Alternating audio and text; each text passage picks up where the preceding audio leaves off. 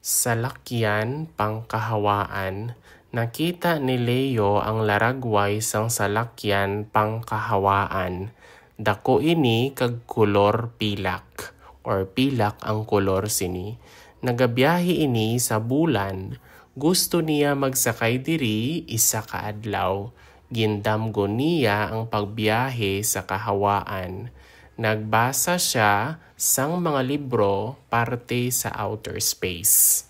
Salakyan pangkahawaan is a salakyan is an automobile. So pangkahawaan or kahawaan, it means outer space. So a car or an automobile for outer space travels in a way.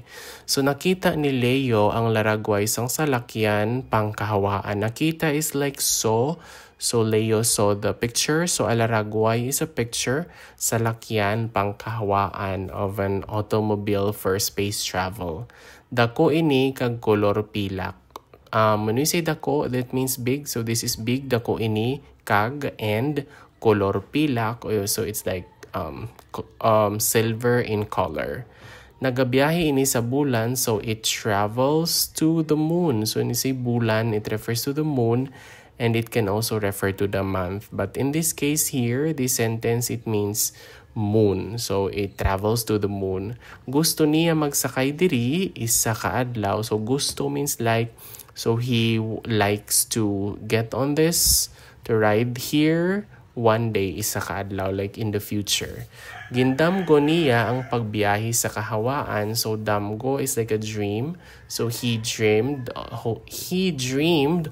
of traveling in outer space. So he dreamed of traveling like in outer space.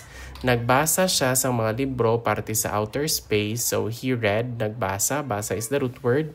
Nagbasa is past tense.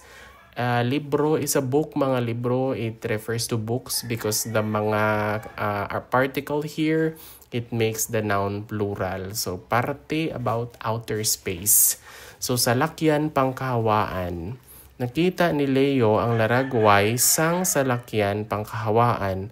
Dako ini kag kolor pilak. Nagabiyahe ini sa bulan. Gusto niya magsakay diri isa ka adlaw. Gindamgo niya ang pagbiyahe sa kahawaan. Nagbasa siya sa mga libro parte sa outer space.